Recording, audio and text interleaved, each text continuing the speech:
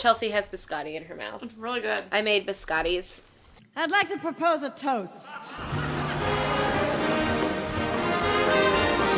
Welcome to Wines and Dolls, a podcast where Chelsea and Emily wine and talk about musicals. Welcome. Wine is a double entendre.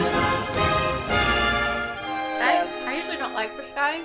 This is gluten-free biscotti, so it's not as dense, Yeah. which is weird. It's a recipe that Sydney gave me. It's really Sydney, good. who made our wine glasses. Thanks, Sydney. And our logo. She's Italian. Like her grandmother is very Italian. She knows how to do this. She knows how to do this, and so whenever I go visit, her grandmother always has biscottis. But Sydney is generally gluten-free. So she gave me her recipe, and I put strawberries and chocolate chips in them. They're really good. Thank you. So, Emily, Yes, what are Chelsea? we whining about on this intermission episode? Oh yes, it's intermission. Intermission! This is where I'll put in the sound bit that we just did. Now. Intermission! Good. What am I whining about? I'm whining about we're recording on January 6th. This is a collective Our wine. collective wine. I'm whining about all the shows that just closed on Broadway. Like, specifically, Waitress. One of my all-time Waitress was favorite. good. I cried my little eyes out. I saw that with Gavin Creel and Sarah. Ooh! And that's where I had the really awkward conversation with Gavin. Ooh, it was... Hi, Gavin. Sorry I'm awkward. I saw it with what's-her-face from Smash. Megan Hilty? No, the other one. Catherine? Uh-huh. Okay. Yeah, she played Jenna. I don't... She was fantastic, actually. I really, really enjoyed that. I didn't cry the whole entire show until she sang Used to Be Mine. And I was like, I started crying... I think I started crying when the show started, but I also had this little girl next to me who had no idea what was going on. And when, the adult scenes were happening, she would go like, "Oh, no, he didn't!" And I'm like, she doesn't know Doesn't get it. what she didn't and did do. It's a bad idea, me and you. I'm so sad that show is closed. So sad. There's 11 shows that closed on Broadway this weekend. Beetlejuice. Yeah. Beetlejuice. I'm gonna get there. Beetlejuice. It was Beetlejuice. Oh, shit. Ah, he appeared! Shit! Beetlejuice, go away! Well, it doesn't work like that. He's with us forever. He's with us forever now. Tootsie closed. Aw. Yeah. Tootsie closed. We have Waitress closed. I didn't realize Lightning Thief was on Broadway. Oh. Lightning Thief, I the think I did Percy hear Jackson that. musical. I thought it was just on tour, but that closed. Whoops. Whoops. A Christmas Carol, the first Broadway production of A Christmas Carol, it closed January 5th. But it also just Andrew Lloyd opened. Webber? Yeah, it was like 2018. No, it's... Not Andrew Lloyd Webber. No, there's like a new production of it. Wow, the May 2018 production. No. It was This is a different production. Never mind. Okay. It's at the Lyceum. It is a playwright, Jack Thorne. Oh, okay. Not the musical. Cool. Yeah. It's the guy who wrote Harry Potter and the Cursed Child with J.K. Rowling. Oh. So, dare I say, it was a better version of A Christmas Carol. I don't I disagree. dared. Okay. I don't disagree with you. I disagree. music directed that one. Yeah.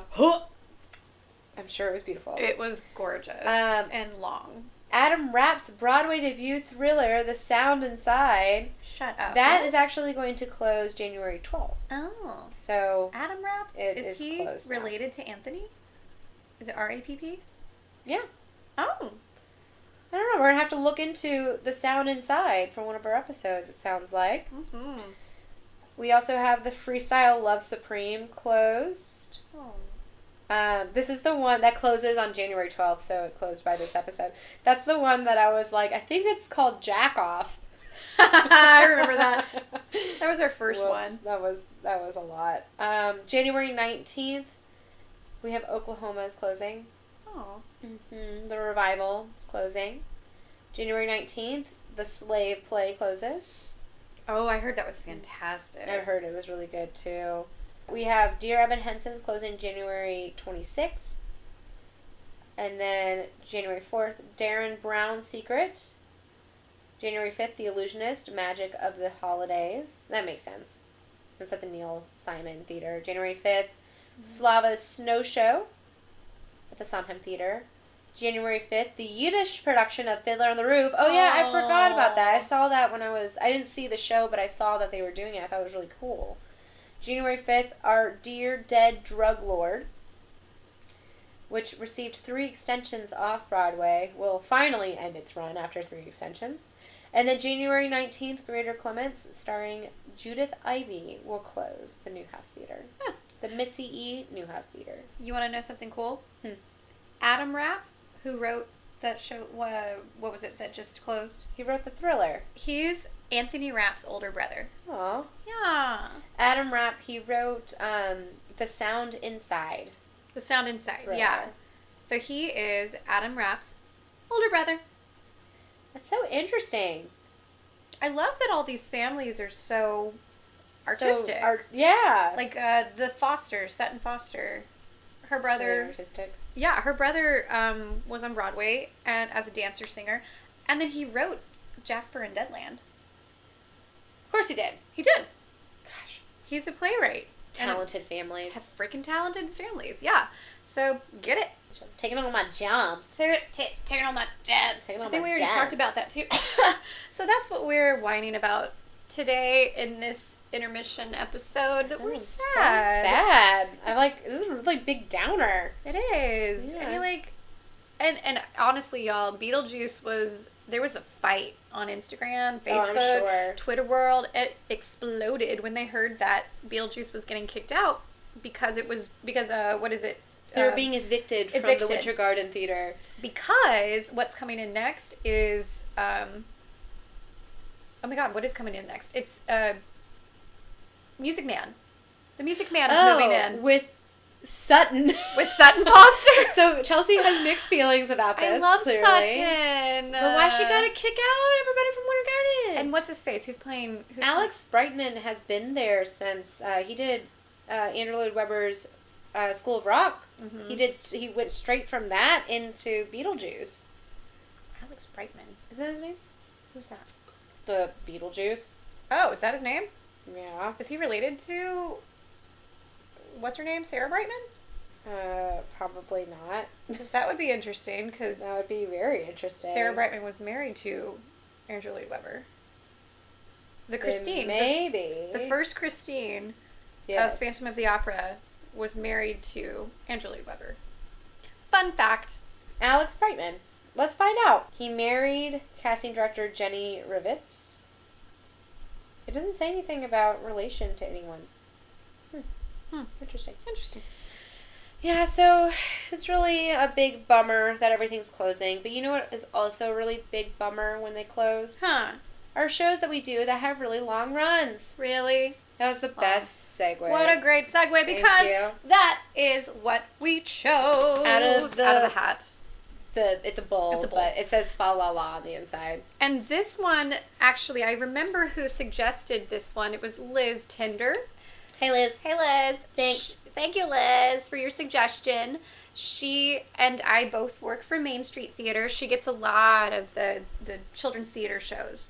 So Liz knows a lot about Long runs and keeping a show fresh. Because with the children's theater side of things, you do like 70 shows in 3 weeks? 70 to 90 typically. Yeah. Like it's a 4-week run with Main Street, and it's like a 4-week rehearsal period. So it's a 2-month commitment, and in that time you can do anywhere from 1 to 3 shows every single day, Monday through Friday, and then they do Saturday shows and Sunday shows that are full length. So not only are you learning a children's children's cut, you're learning 2 cuts of the same show. One is the long run for the weekends, and one is the short one for the weekdays, because you have to get those schools in and out. And it's a lot, y'all. I'm sure. It's a lot. It's fun, but man, it can be a lot, especially when you're doing the spring break show as well, which is what I'll be doing next. So it'll be probably about 70 shows, maybe 75. Wow. But my experience, I do a lot of children's theater, y'all. And my longest running show was about 9 to 10 months. Yeah. And it was the tour of Schoolhouse Rock that I did last year. Schoolhouse Rock live. And it was the touring show through Main Street. I'm just a bill. You know what? And everybody's like, that's easy music.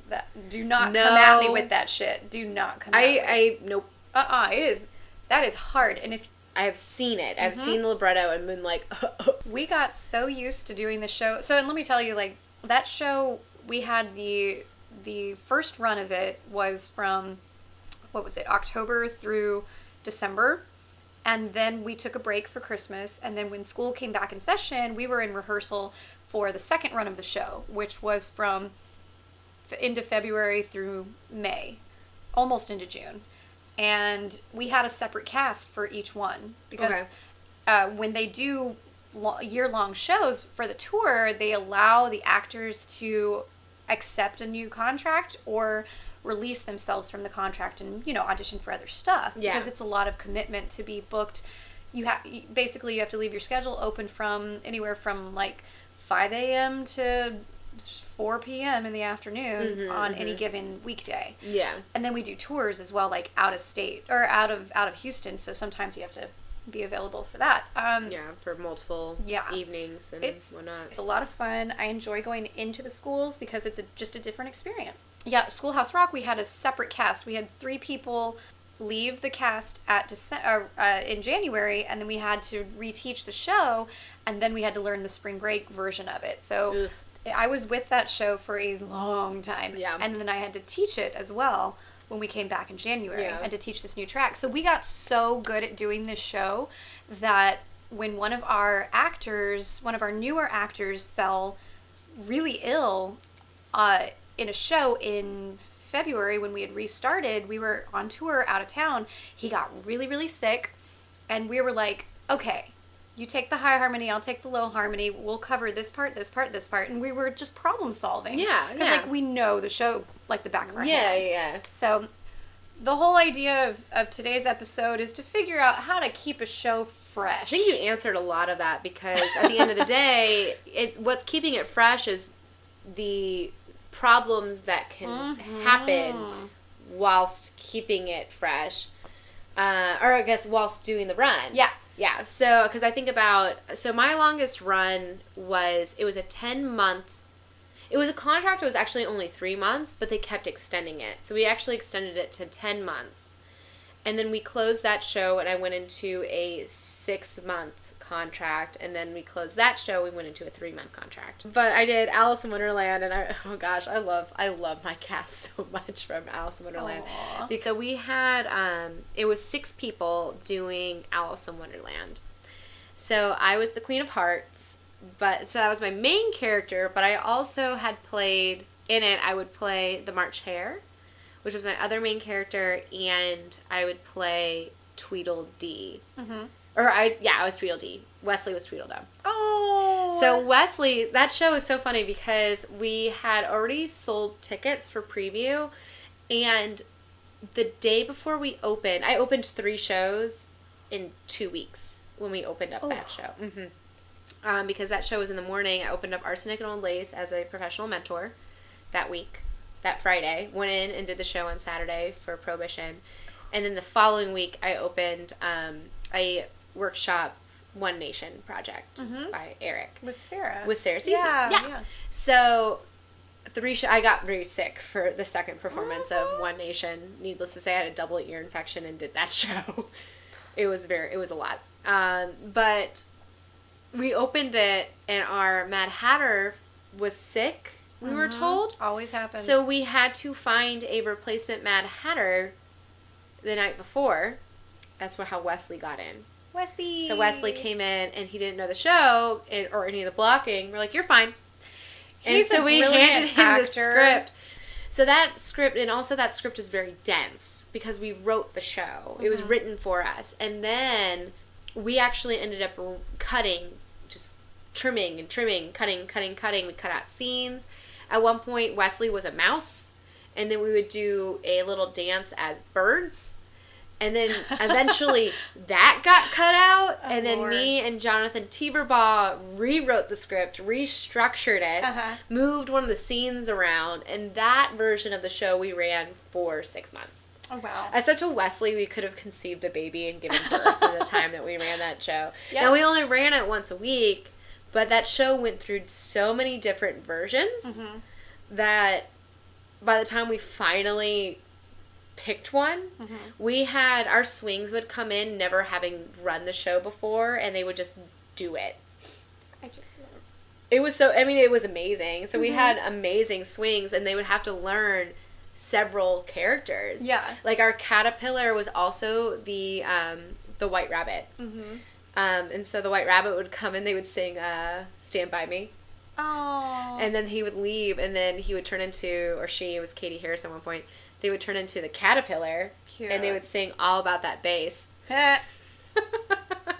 So you obviously had a lot of stuff coming in to make it so it made it fresh. very fresh because Every time literally it was a new every show. single show was practically improvised. Like, And we turned around, we did Peter Pan right after that, where I was actually understudied for 3 different roles, and I was in every single performance of that apart from one. They had one performance of the original cast of everyone who was actually cast in the show. Wow. That can be really frustrating, but also makes it really fun. Yeah. Really fun. It made it really fun, and the show was only an hour long, so at the end of the day, like, how much are we learning? But I had a rap for that show. Oh, that makes it so much fun. So White Emily rapping as Smee, and then turning around and playing opposite of my character that I usually played Smee. One of my and we'll actually talk about like shows that don't change, because children's theater, there's always something that changes. So but we'll talk about like shows that are non-children's theater too. But I think with children's theater, it's just like it stays fresh because the kids make it fresh. And if it's not your cast members changing out or something, it's the kids in the audience make it fresh, because somebody will have a different reaction every time. Every single day. And you can see it, and it's so much fun to play with them. So that's, I mean, on stage at Main Street in the main house, it's hard to do that because you have a set thing. You guys are held to a really high standard, and it has to be the same each time. But I've watched, as a house manager, I've watched you guys at Main Street through the whole entire production of a show, and you guys always seem to find something fun to play with that you haven't played with before. Something different to do after the nerves are gone, and like you remember all the lines and everything's there. You guys always find a way to level up. Well, there's a reason we're called players. Yeah. Because we play with everything.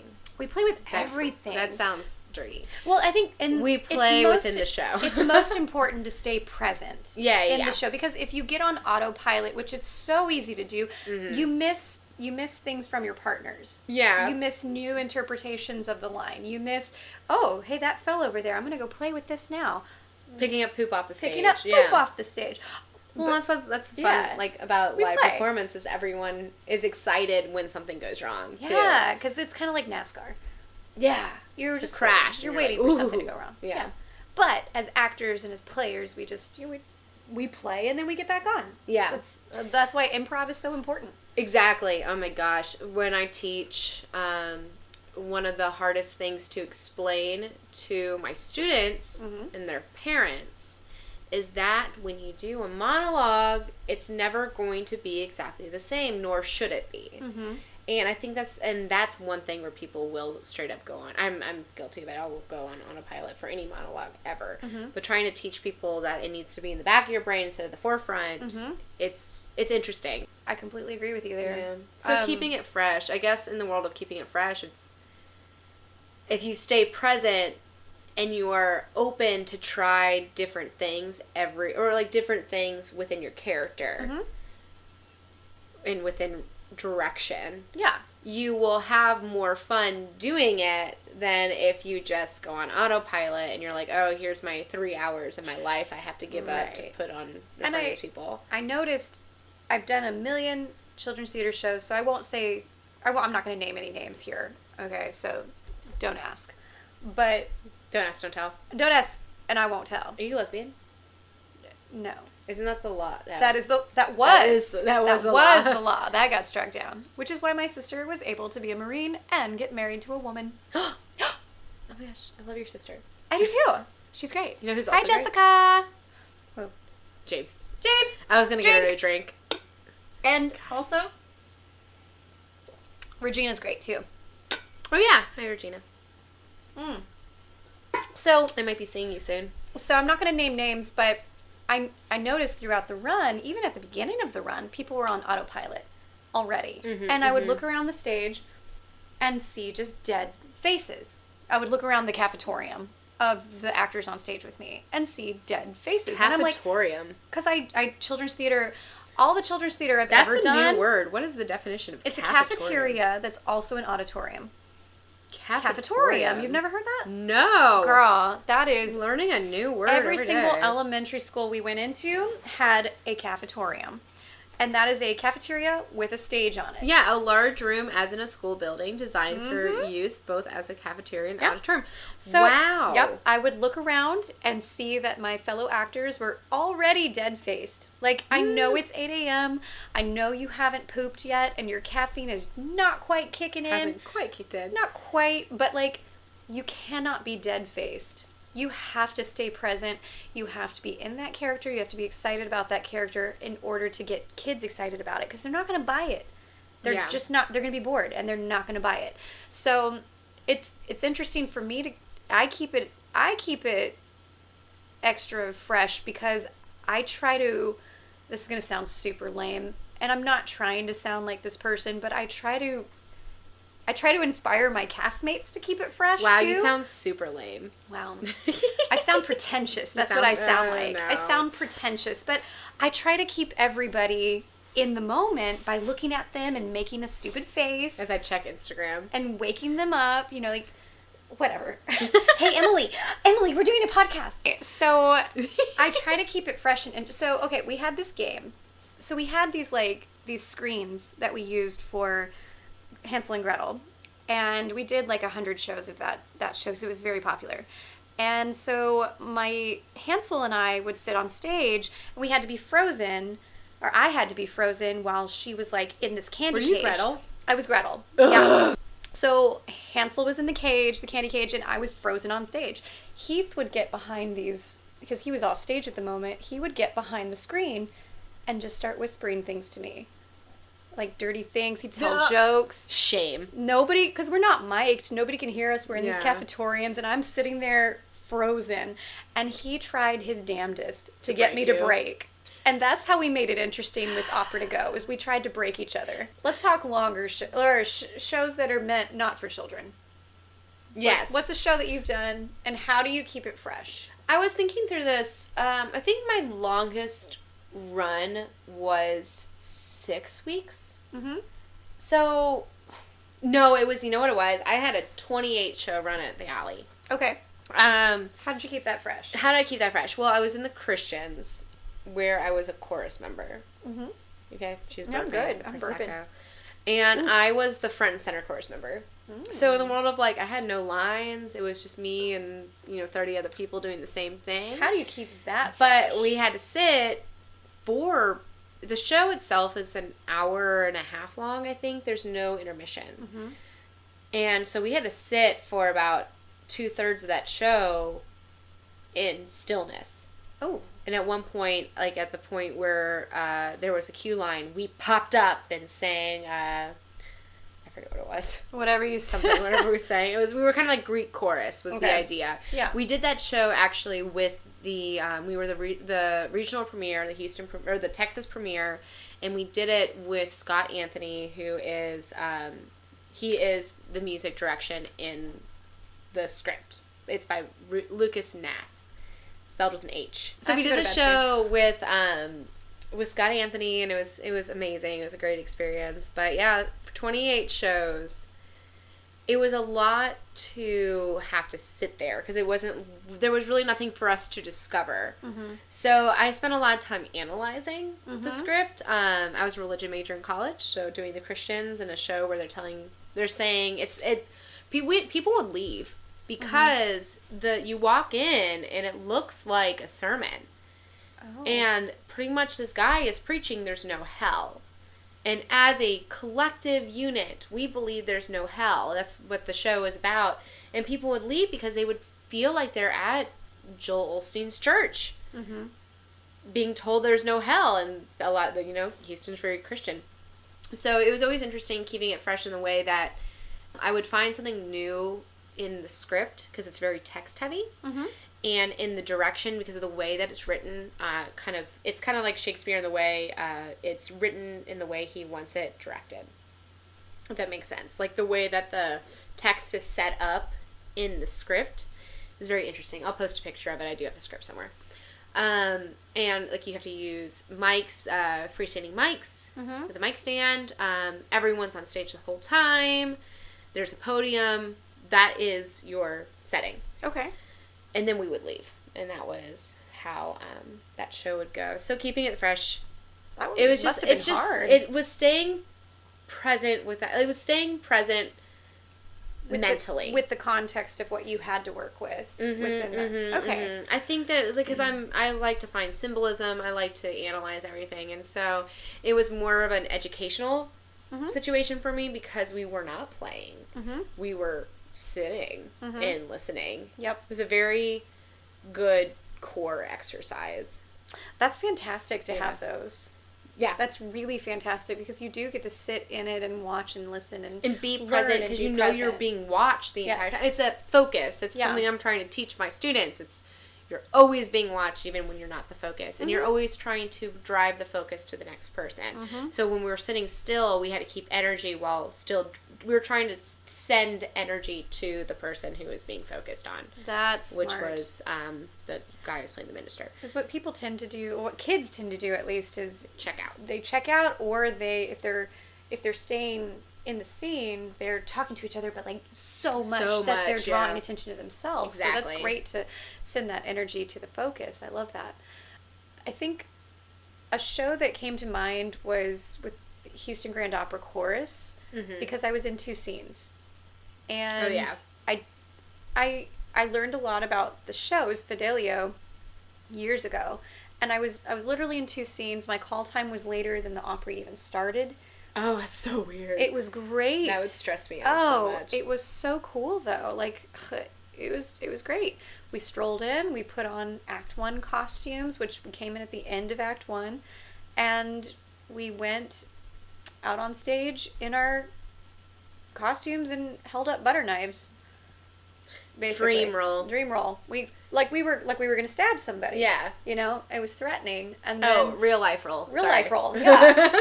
And then we came back on at the end of Act 2 and found our husbands and hugged them. That was it. That was the whole show that I was in. Didn't know what was happening on stage. So I had to learn what was happening in Fidelio. And staying present for that, I would just create the story in my head of why, even if I didn't know what was happening in the scene. Like what your motivation was. What my motivation was is I had to find my husband to tell him I was pregnant. Or I had to find my husband to tell him that his sister had passed away. Or whatever. I came up with a different reason each night. My motivation changed, which is fine to do. Yeah. Because I didn't have lines. I had singing, as long as it's almost one of those things where it's like, as long as your actions, if your direction stays the same. So if your direction, like I'm on 2 at this point, I'm on right 2, that's where I'm supposed to be, and I'm supposed to hug him on beat 4. For this measure, you can do that and still have a motivation behind it. And still have a separate motivation. I mean, that was more or less like when I was doing the Christians, we had to get up and leave. And I was sitting there like analyzing, but I was still reacting and motivating every single action I had to do among the chorus members with me. So, does that answer the question, Liz? I hope that answers the question. I feel like that was a roundabout answer. Yeah. We got there. If you have more ideas as to how to keep a show fresh, let us know. But yeah, I think there's a lot of ways to keep something fresh. I hope you enjoy keeping shows fresh because it makes it fresh for the audience. Long runs, I really enjoy. All right. Okay. We just made a business plan that was cut out of this podcast. Enjoy it. Oh my god, that's gonna stay. I'm not editing that out. So everyone gets to enjoy Chelsea's belch. I'm gonna give that a 4. Oh, I think you could do better. I could. I had some better ones yesterday when I was on my road That was a trip. Prosecco. Ooh. That was a... What did we drink for this episode? It was just Prosecco. Prosecco. Yeah. We went from the... It's my favorite. It's From my the drink of choice. Champagne Champagne to just champagne. Just champagne. And you know, you can buy us more champagne if you become a Patreon member. Okay, false. This is a business discussion I had with Chelsea before we started recording, and now she's That trying. was before I had alcohol. So, Patreon. I want to point out that our Patreon, your money isn't just going to alcohol. It's actually not going to alcohol at all, because I personally own about 14 bottles of wine that we have to get through. Chelsea's eyebrows just went way up in the air. Yeah. She had no idea I had so much wine. I have so much alcohol that I've just acquired from parties and whatnot. So, your Patreon donorship actually goes towards our website, our equipment. We would love to start running. We would love to do more social media and more outreach. We want to do an extra series on this show. We want to do a paranormal series, as well as having listener stories. And as soon as we make $100 a month with patrons, we will be able to give you that. Ooh, yeah. And so, and we would that's why we would love to start to do live shows. We were actually just talking about doing a little sleepover where we're going to do vision boarding and everything for the podcast. So I think I overwhelm Chelsea sometimes, because I'll call her, or I'll text her and be like, I have so many ideas right this second at 4 o'clock on a Tuesday. My eyes go cross, and I'm like, can't. She's like, and then concentrate she on responds, this. I'm like, I'll bring the wine. Though she hasn't yet Essentially, to bring the wine. What? I brought wine. You She just did bring didn't wine. want to drink it. She brought 'cause $3 you thought it was Chuck. crap. She brought $2 Chuck.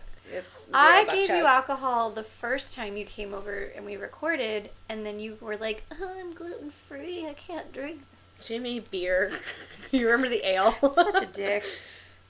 She just made fun of me. Sorry, I love you. I gave you biscottis, and you were did. like, gluten free sucks, and then you ate those. Sorry. Yeah. Anyways, I think that's all we got for, Yeah. I don't remember what this episode's about. Keeping it fresh. You Keeping it just went on a business plan. fresh. We keep it fresh. Keep it fresh. So fresh and so clean after several shows. Especially since this is our 8th show. We're coming up on our 2-month anniversary. Aww. I'm going to have to think of something See, special. but anniversary is a year. Oh, I see. Our month-iversary. Month-iversary. It's our 2-month-iversary. 2-month anniversary. Oh my gosh, I never knew that. I guess that makes sense. No. I feel dumb now. No. So, if you want to feel dumb with me, You're not you dumb. get on my our social medias at Wines and Dolls. You can find us on Instagram, Facebook, and Twitter at Wines and Dolls. You can also join our Patreon and get into our patron-only Facebook group. Check out our exclusive content at www.patreon.com/winesanddolls. You can also email us at winesanddolls@gmail.com, where I promise I'll read your email. I haven't in the last week, but I will now. So if you would like to email us, you can email us at winesanddolls@gmail.com. And if you felt like you enjoyed this podcast, or you didn't, feel free to leave us a 5-star review. No, not if you did. I mean, if you didn't, just stay away from the review part. Actually, if you enjoyed this, please leave us a 5-star review. If you felt like it was a 4 or less star experience, please email us at winesanddolls@gmail.com. And we'll improve it. Or get on our Patreon and give us $2 and we'll think about it. Yeah. So, that's it. Do you have anything to say, Chelsea? Who are you? I'm Chelsea. And I'm Emily. Did you forget who you were? No, I just repeated you. And this is Wines And Dolls. That was stupid. That was bad. We'll work on that. Bye. Bye.